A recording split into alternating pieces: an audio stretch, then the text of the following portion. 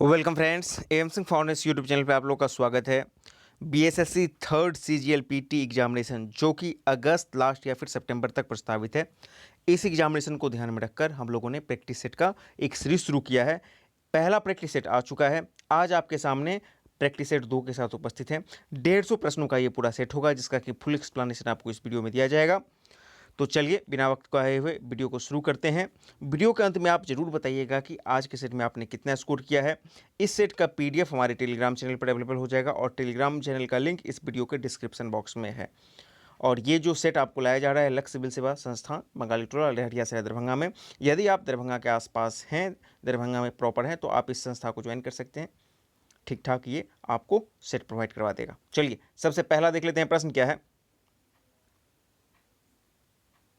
कि गोद प्रथा पर प्रतिबंध लगाने वाला गवर्नर जनरल कौन सा था। 4 ऑप्शन है, इतना आंसर आप लोग देख लीजिए। तो गोद प्रथा पर जो है लॉर्ड डलहौजी, ठीक है ना। तो इनके समय में जो काफ़ी फेमस थे व्यक्तिगत सिद्धांत इत्यादि के लिए, तो इन्हीं के समय में गोद प्रथा पर भी प्रतिबंध लगाया गया था। अगला देख लेते हैं। पंजाब के राजा रंजीत सिंह की राजधानी कहाँ पर थी। अमृतसर, लाहौर, रावलपिंडी या फिर पेशाब। इसका सही उत्तर हो जाएगा लाहौर। ऑप्शन बी इसका सही हो जाएगा। Poverty and British rule in India किसके द्वारा लिखा गया है। आपके सामने 4 ऑप्शन है, देख लीजिए। आपको पता है कि ये फेमस पुस्तक है दादा भाई नौरोजी के। 4, भारत में प्रथम रेलवे लाइन किस ब्रिटिश गवर्नर जनरल के समय बिछाई गई थी। ये भी बहुत फेमस है। तो आपको पता है 1853 का समय था, और 1853 किसका समय था, तो लॉर्ड डलहौजी का ऑप्शन है, इसका सही हो जाएगा। किस कंपनी ने सर्वप्रथम रेलवे सेवा प्रारंभ की थी। ये भारत की बात की जा रही है, ये भी काफ़ी बार का सवाल पूछा जा चुका है। तो इसका सही उत्तर हो जाएगा प्रथम बार ग्रेट इंडियन पेनिसुलियर रेलवे के द्वारा भारत में प्रथम रेलवे सेवा प्रारंभ किया गया था। सती प्रथा का उन्मूलन किसके द्वारा किया गया था। राजा राम मोहन राय के सहयोग से, जो प्रथम थे वायसराय लॉर्ड विलियम बेंटिंग, ठीक है ना, इनके द्वारा किया गया था, ठीक है ना। तो ऑप्शन डी इसका सही हो जाएगा, ठीक है। अगला देख लेते हैं। 7 की तृतीय बौद्ध सभा किस स्थान पर बुलाई गई थी। आपको पता है कि बौद्ध सभा बुलाने का जो क्रम था, पहला था आपको राजगीर, फिर वैशाली, तीसरा हो जाएगा आपको पाटलिपुत्र जो कि अशोक के नेतृत्व में किया गया था, और चौथा हो जाएगा कनिष्क नेतृत्व में कुंडलवन, मतलब कि कश्मीर। अगला देख लेते हैं। कौटिल्य अर्थशास्त्र कितने अभिकरणों में विभाजित है। 11, 12, 14 या 15। 15 अभिकरण और 180 प्रकरण हैं, ठीक है। इसको देख लीजिएगा आप लोग। अगला देख लेते हैं। बोध गया में बोधि वृक्ष अपने वंश की किस पीढ़ी का है। तृतीय, चतुर्थ, पंचम या फिर षष्ठम। तो जो बोधि वृक्ष वर्तमान में है वो अपने षष्ठम मतलब की पीढ़ी का है। विजयनगर के किस शासक ने चीन के सम्राट के पास अपना राजदूत भेजा था। हरिहर प्रथम, बुक्का प्रथम, कृष्णदेव राय या फिर सालुव नरसिंह। इस प्रश्न का सही उत्तर हो जाएगा जो हरिहर बुक्का में से जो बुक्का प्रथम थे, उन्होंने चीन के शासक के पास अपना राजदूत भेजा था विजयनगर साम्राज्य का। मुगल कालीन निम्नलिखित युद्धों को काल अनुक्रम में व्यवस्थित करना है हम लोगों को। घाघरा का युद्ध 1530 है, ठीक है ना। और फिर चौसा का युद्ध आपको 40 के आसपास है। खानवा का युद्ध उससे पहले भी है, उससे पहले है आपको, ठीक है। तो सबसे पहले हो जाएगा आपको 2, 1, 3 और 4 देख लेते हैं। 2, 1, 3, 4 कहाँ पर बन रहा है, ऑप्शन ए बन रहा है। 11 का क्या हो जाएगा, आपका ऑप्शन ए हो जाएगा। 12 देख लीजिए कि तैमूर लंग किस वर्ष भारत पर आक्रमण किया था। बहुत फेमस है तैमूर लंग, और बलकरण की आप कहानी जानते होंगे। तो सन 1398 में तैमूर लंग के द्वारा भारत पर आक्रमण किया गया था। सफलतापूर्वक कार्य करने हेतु पंचायती राज के पूरे सहयोग की जरूरत पड़ती है किसकी। स्थानीय जनता की, केंद्रीय सरकार की। और 2 ऑप्शन क्या है, और ऑप्शन से हमारा पंचायती राज से, नौकरशाही और राजनेताओं की। तो ऑब्वियसली इसका सही क्या उत्तर हो जाएगा आपको कि स्थानीय जनता जब तक सहयोग नहीं करेगा, पंचायती राज सफलतापूर्वक काम नहीं कर पाएगा। तो ऑप्शन ए इसका सही हो जाएगा। अगले प्रश्न की तरफ हम लोग आ जाते हैं। प्रश्न संख्या 14। प्रश्न संख्या 14 क्या बोल रहा है कि प्रायः किसकी सलाह पर राज्य में राष्ट्रपति शासन लागू किया जाता है। राज्य में राष्ट्रपति शासन की बात की जा रही है, 356 आर्टिकल, ठीक है। तो ऑब्वियसली जो राज्यपाल होते हैं संबंधित राज्य के, यदि वो अनुशंसा कर दें तो राष्ट्रपति शासन राज्य में लागू हो जाती है।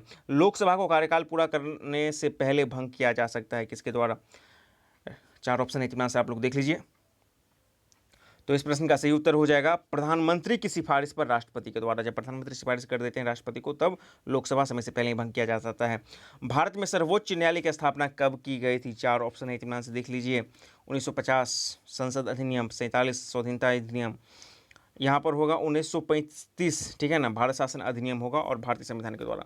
इसका सही उत्तर हो जाएगा ऑप्शन सी, थोड़ा सा मिसप्रिंट है, भारत स्वाधीनता या भारत शासन अधिनियम 1935, ठीक है, 1935 होगा यहाँ पे। अगला देख लेते हैं, लोकसभा के कम से कम कितने सत्र बुलाए जाते हैं।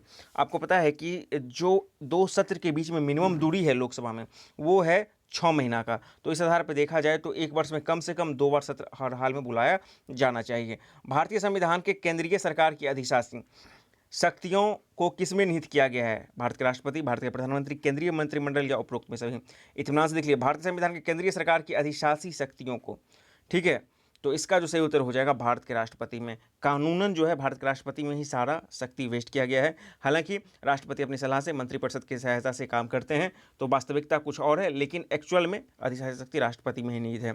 कौन सा ऐसा कर है जो केंद्रीय सरकार द्वारा लगाया जाता है लेकिन उससे प्राप्त आय को केंद्र और राज्य में विभाजित किया जाता है। आयात शुल्क, केंद्रीय उत्पाद शुल्क, निगम कर या इनमें से कोई नहीं। इस प्रश्न का सही उत्तर हो जाएगा केंद्रीय उत्पाद शुल्क। सापेक्ष निर्धनता का अर्थ क्या है। दिवालियापन, व्यापक चक्र, जीवन की न्यूनतम आवश्यकता, फिर आर्थिक असमानता है। सापेक्ष निर्धनता जो है, इसके आधार पर आर्थिक असमानताओं को नापा जाता है। भारत की 9वीं पंचवर्षीय योजना की अवधि क्या है। देख लीजिए, आपके सामने 4 ऑप्शन है। जो 9वीं पंचवर्षीय योजना थी वो थी 1997 से लेकर 2002। भारत में राष्ट्रीय आय का आकलन एकत्रित किया जाता है। आपके सामने 4 ऑप्शन है, इत्मीनान से देख लीजिए। आप लोग चाहे तो वीडियो को 2-3 सेकंड के लिए पॉज कर सकते हैं अपने ऑप्शन को एनालाइज करने के लिए। तो आप 2 चीज़ में कंफ्यूज करते होएगा, सी और डी में। सी है केंद्रीय सांख्यिकी संगठन और डी है भारतीय सांख्यिकी संगठन। इसका सही उत्तर हो जाएगा केंद्रीय सांख्यिकी संगठन। 23, रुपये का अंतिम बार अवमूल्यन कब किया गया था। रुपया को कुल 3 बार अवमूल्यन किया गया था, 1949 में, 1966 में और 1991 में। तो इस आधार पर जो इसका जो आंसर बनेगा वो ऑप्शन ए बन जाएगा। यहाँ पर भी त्रुटि है, मिसप्रिंट है, इसको 1991 मानिए और अंतिम बार यही मानिए, ऑप्शन ए, ठीक है। ताम्रपत्र लेख दर्शाते हैं कि प्राचीन काल में बिहार के राजाओं का संपर्क था बर्मा से, थाईलैंड से, कंबोडिया या फिर जावा सुमात्रा से। तो प्राचीन काल में जो ताम्रपत्र है वो दिखाता है कि जावा और सुमात्रा से, ठीक है ना। बलदेव पुत्र, आपको पता है, गोपाल, इस तरह का जो घटनाक्रम हुआ था, ठीक है। तो डी इसका सही उत्तर हो जाएगा। लोकनायक के नाम से प्रसिद्ध है जयप्रकाश नारायण, ऑप्शन सी इसका सही हो जाएगा। ये सेट है वो लक्ष्य को सिविल सेवा दरभंगा से आपको के द्वारा तैयार किया गया है। यदि आप दरभंगा में प्रॉपर बेस्ड हैं तो निश्चित रूप से आप ज्वाइन कर सकते हैं। काफ़ी अच्छा आपको तैयारी का मार्गदर्शन यहाँ से मिल जाएगा। अगला देख लेते हैं, जनसंख्या के दृष्टिकोण से बड़े राज्यों का क्रम दर्शाना है हम लोगों को। आपके सामने 4 ऑप्शन है, देख लीजिए। 2011 की जनगणना है तो आपको पता है कि सबसे पहले उत्तर प्रदेश हो जाएगा, फिर महाराष्ट्र और बिहार हो जाएगा। बिहार तीसरे नंबर पर आता है, ऑप्शन इसका सही हो जाएगा। 27, निम्न में से किस राज्य में अनुसूचित जाति के लोगों की संख्या सर्वाधिक है, यानी कि SC, ठीक है ना। तो इसके 2 ऑप्शन में आप लोग फंसिएगा, उत्तर प्रदेश, पंजाब में। तो याद रखिएगा पंजाब में SC की संख्या सर्वाधिक है। वर्ष 11 की जनगणना के अनुसार भारत में जनसंख्या का घनत्व कितना है। ये भी बहुत ही फेमस क्वेश्चन है, 382 प्रति वर्ग किलोमीटर। भारत रत्न से सम्मानित निम्नलिखित भूविभूतियों में से कौन बिहार राज्य से संबंधित नहीं है। प्रश्न अच्छे से पढ़िए, यहाँ पे है बिहार राज्य से संबंधित नहीं है, ये नहीं बोला जा रहा है कि बिहार में ही जन्म हुआ है, ठीक है ना। तो डॉक्टर राजेंद्र प्रसाद का संबंध है, बिहार के हैं, जयप्रकाश नारायण का है, और डॉक्टर जाकिर हुसैन भी बिहार के राज्यपाल रह चुके हैं, तो इनका भी बिहार संबंध बनता है, लेकिन JRD टाटा का नहीं बनेगा, ठीक है ना।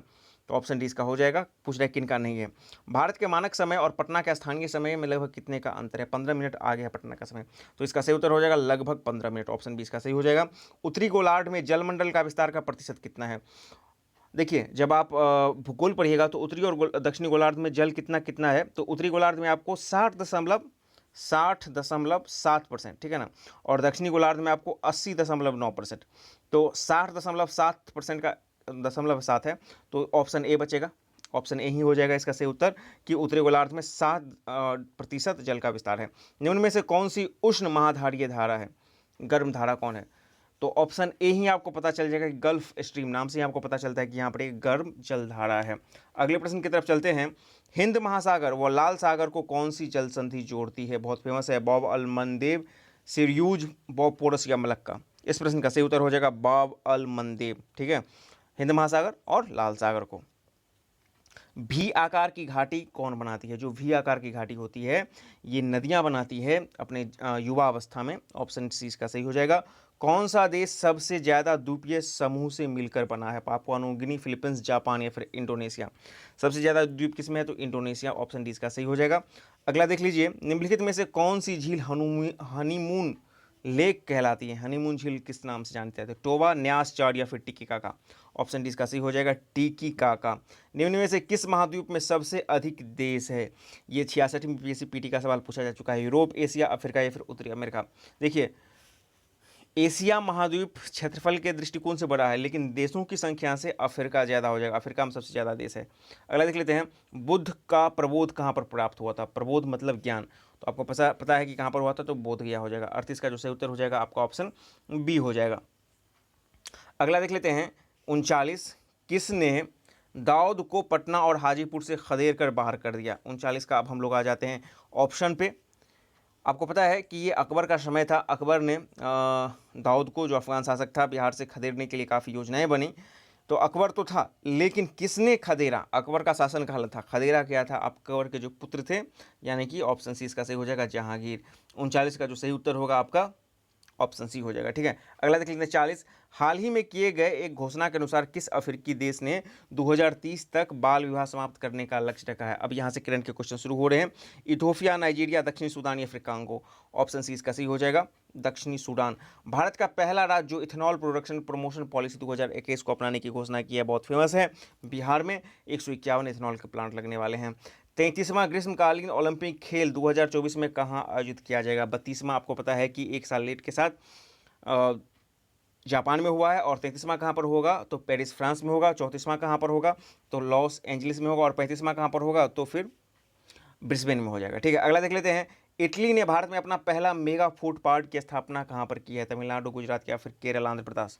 गुजरात इसका सही उत्तर हो जाएगा। बिहार का पहला राजकीय पक्षी महोत्सव कल रब का आयोजन कहाँ पर किया गया था? बहुत फेमस है, जमुई में किया गया था। तो 44 का जो सही उत्तर हो जाएगा आपका ऑप्शन बी हो जाएगा। 45 देख लेते हैं, महात्मा गांधी अंतर्राष्ट्रीय 2021 पुरस्कार के विजेता कौन है? मेधा पाटकर भारत, राजेंद्र सिंह भारत, मारित निवाख नार्वे या फिर सुमेधा सत्यार्थी? तो इन चारों को कलेक्टिवली मिला था महात्मा गांधी अंतर्राष्ट्रीय 2021 पुरस्कार। ऑप्शन डी इसका सही हो जाएगा। अगला देख लेते हैं, हाल ही में बिहार में किस नदी पर रबर डैम का निर्माण कार्य शुभारंभ किया गया है? बहुत ही चर्चा में रहा था ये, गया में किया जा रहा है। नदी कौन सी है? आपको पता है कि गया में फेमस नदी है फल्गु, यहाँ पर किया जा रहा है। अगला देख लेते हैं, ककोलत जलप्रपात कहाँ पर है? बहुत फेमस है, औरंगाबाद, नवादा, गया, फिर पश्चिम चंपारण, नवादा हो जाएगा। निम्नलिखित में से किस खेल के साथ कॉक्स कॉक्स शब्द जुड़ा हुआ है? लंबी कूद, नौका दौड़, मुक्केबाजी या फिर भाला फेंक? तो इसका सही उत्तर हो जाएगा नौका दौड़। खेल खिलाड़ी भी बीएसएससी में काफ़ी क्वेश्चन पूछा जाता है, तो खेल सेक्शन को भी आप अच्छे से पढ़िएगा। सामाजिक आधारिकता स्मृति दिवस कब बनाया जाता है? 18 मार्च, 19 मार्च, 20 मार्च या फिर 21 मार्च? तो सामाजिक अधिकारिता स्मृति दिवस जो है प्रत्येक वर्ष 20 मार्च को मनाया जाता है। तो 49 का जो सही उत्तर हो जाएगा आपका ऑप्शन सी हो जाएगा। 21 मार्च को विश्व वानिकी दिवस, 22 मार्च को विश्व जल दिवस, बिहार दिवस भी मनाया जाता है। ठीक है, आधुनिक ओलंपिक खेल का प्रथम आयोजन कहाँ पर किया गया था? यूनान में किया गया था 1896 ईस्वी में। ऑप्शन 20 का सही हो जाएगा। अगले प्रश्न की तरफ आ जाते हैं। अब यहाँ से साइंस का प्रश्न शुरू हो रहा है। बोल रहा है कि एस्थेटिक चुंबकीय क्षेत्र की उपस्थिति में वर्णक्रमीय रेखा के कई घटकों में विभाजित के प्रभाव को क्या कहते हैं? स्केइंग प्रभाव, जीमान प्रभाव, बेजोल्ट प्रभाव या फिर डोमिनो प्रभाव? ऑप्शन 20 का सही हो जाएगा जीमान प्रभाव। सभी गैर शून्य वेक्टर, जिसको हम सदिश बोलते हैं, को डैश कहा जाता है? समान वेक्टर, कॉपलॉनर वेक्टर, उपयुक्त वेक्टर या सह प्रारंभिक वेक्टर? तो इस प्रश्न का जो सही उत्तर हो जाएगा 52 का, वो हो जाएगा सी, उपयुक्त वेक्टर। ठीक है ना, प्रॉपर वेक्टर। 2 या 2 से अधिक धातुओं के मिश्रण क्या कहलाते हैं? 2 या 2 से अधिक धातु मिलेगा तो क्या कहलेगा? मिश्र धातु। एक रासायनिक यौगिक जो 2 तत्वों से बना है, द्विअंगी, बाइकार्बोनेट, जैविक रसायन और कार्बनिक रसायन? ये सब तो होगा ही नहीं, बाइकार्बोनेट होगा ही नहीं, तो क्या हो जाएगा? द्विअंगी। जीवित तंत्रों के अध्ययन से संबंधित रसायन की शाखा का क्या नाम है? कार्बनिक रसायन, भौतिक रसायन, जैविक रसायन या फिर अकार्बनिक? जीवित है तो जैविक रसायन हो जाएगा। रासो चिकित्सा यानी कि केमिकल मेडिसिन, ठीक है ना, रासो मतलब रसायन हो गया, रसायन हो गया, का संबंध किससे है? तो ऑब्वियसली हो जाएगा रोगों के उपचार में रसायन का उपयोग का अध्ययन, यही हो जाएगा आपको रसो चिकित्सा। ठीक है, निच्छालन जिसको लिंचिंग कहते हैं, ये धातुओं को शुद्ध करने की प्रक्रिया है, में क्या शामिल होता है? गाढ़े रंगों को हटाना, घुलनशील यौगिक को घोलना, वाष्पीकरण या फिर फिल्टरन? तो निच्छालन प्रक्रम जो होता है घुलनशील यौगिक को घोलना होता है। निम्नलिखित में से क्या एक मिश्रण नहीं है? कांच, पीतल, स्टील या फिर ग्रेफाइट? देखिए, पीतल भी मिश्रण है कि स्टील भी, कांच भी, लेकिन ग्रेफाइट जो है मिश्रण नहीं है। ठीक है ना, ये कार्बन का एक अप्रूप है, तो 58 का हो जाएगा डी। निम्नलिखित द्रवों में से कौन से द्रव का वाष्पन अधिक तीव्रता से होता है? मिट्टी का तेल, जल, अल्कोहल और पेट्रोल। अक्सर 90% छात्र इसमें गलत करेंगे, ऑब्वियसली पेट्रोल मार्क निकल जाएंगे, और पेट्रोल मार्क निकलेंगे तो उनका आंसर गलत हो जाएगा। इसका कर्म है, सबसे पहले होगा ईथर। ईथर ऑप्शन में नहीं है लेकिन आपकी जानकारी के लिए, ईथर का वाष्पीकरण सबसे तीव्र गति से होगा। फिर हो जाएगा आपको अल्कोहल, अल्कोहल हो जाएगा, और फिर हो जाएगा आपको अल्कोहल, अल्कोहल के बाद आपका हो जाएगा पेट्रोल, और पेट्रोल के बाद फिर जल हो जाएगा, ठीक है ना। तो मिट्टी तेल, और फिर मिट्टी के तेल के बाद सॉरी जल, और जल के बाद मिट्टी तेल, ठीक है। तो ईथर नहीं है यहाँ पे, तो इस आधार पर इसका जो सही उत्तर बनेगा वो बनेगा आपको अल्कोहल, पेट्रोल नहीं बनेगा, याद रखिएगा। अगला देख लेते हैं, निम्नलिखित में से कौन सा यंत्र का प्रयोग आर्द्रता को मापने के लिए किया जाता है? अंग्रेजी में इसको हम लोग बोलते हैं हाइग्रोमीटर, यहाँ पे इसका हिंदी में हो जाएगा आर्द्रता मापी। गैस फ्लेम, ज्वाला का सबसे गर्म भाग को क्या कहते हैं? एक ज्वाला मोमबत्ती या कोई जलता है तो सबसे गर्म भाग उसका क्या होता है? Non luminous zone. कौन सा पादप गैस, कौन सी गैस पादप गृह प्रभाव, ग्रीन इम्पैक्ट के लिए मुख्य रूप से उत्तरदायी है? ग्रीन हाउस गैसेस के बारे में पूछ रहा है। बहुत सारे गैस होते हैं, 2-4 गैस, लेकिन मुख्य रूप से CO2 होता है। अब देख लेते हैं, निम्नलिखित में से कौन सा नाइट्रोजनीकरण उर्वरक नहीं है? अमोनिया सल्फेट है, अमोनिया नाइट्रेट है, यूरिया है, लेकिन सुपर फॉस्फेट आपको नहीं होगा। अगला देख लेते हैं, प्रश्न संख्या 64, निम्नलिखित में से किस युग्म जोड़े का मिलान सही ढंग से नहीं किया गया है? यहाँ पे इत्मीनान से देख लीजिए। विटामिन डी धूप के स्रोत, बिल्कुल सही है। विटामिन ई अल्फा टेकोफेरोल, ये भी सही है। विटामिन सी एस्कॉर्बिक अम्ल, ये भी सही है। लेकिन विटामिन बी जो है ये राइबोफ्लाविन होगा, और पैराडॉक्सिन जो होगा वो विटामिन B6 हो जाएगा, तो ये मिलान आपका गलत हो जाएगा। अगला देख लेते हैं, विषाणु के कारण उत्पन्न होने वाले रोग। यहाँ पे हमको देखना है कि कौन सब के सब विषाणु से उत्पन्न होते हैं। तो खसरा, चेचक, गलसुआ और रेबीज, काल जो फूल जाता है, और रेबीज, तो ये सब के सब हो जाएंगे विषाणु से, ठीक है ना। अगला देख लेते हैं, प्रतिजैविक पेंसिलिन इसके द्वारा खोजी की गई, मतलब पेंसिलिन की खोज किसने की थी? Alexander Fleming. एलिसा जांच किस रोग की पहचान के लिए होती है? कैंसर, टीबी, पोलियो या फिर एड्स? एड्स के लिए होती है। निम्नलिखित में से कौन सा ब्लड ग्रुप सर्वव्यापक ग्राह्यता रखता है? ए बी और ओ, मतलब जो यूनिवर्सल क्या है, एक्सेप्टर है, तो ए बी हो जाएगा, ठीक है ना। और डोनर क्या होगा? तो ओ हो जाएगा। प्राचीन काल के जानवरों, पौधों एवं अन्य जीवों के संरक्षित अवशेषों या चिन्हों के अध्ययन का विज्ञान कहलाता है? जीवाश्म विज्ञान, औषध विज्ञान, पुरातत्व विज्ञान या फिर नृविज्ञान? तो ये सब के सब कहलाते हैं आपको जीवाश्म विज्ञान। धमनियाँ रक्त का वहन करती है जो भरी होती है। सिरा अशुद्ध रक्त यानी कि कार्बन डाइऑक्साइड युक्त, और धमनी हो जाएगा शुद्ध रक्त यानी कि ऑक्सीजन युक्त रक्त, तो ऑप्शन ए इसका सही हो जाएगा। पक्षियों के अध्ययन को क्या कहा जाता है? एंटोमोलॉजी, बर्डोलॉजी, हॉर्पोटोलॉजी या फिर ornithology? Option B ornithology. Vitamin A की कमी से कौन सा रोग होगा? रतौंधी, बेरीबेरी, एनीमिया या फिर ट्यूबरकुलोसिस? ऑब्वियसली आपका ऑप्शन ए हो जाएगा, रतौंधी ए। पोलियो के टीके की खोज किसने की थी? Marie Curie, Johnson Salk, Louis Pasteur या फिर Alexander Fleming? Jonas Salk. Dolphin के समूह को क्या कहा जाता है? गैंग, पॉड, क्लोनी या फिर स्थूल?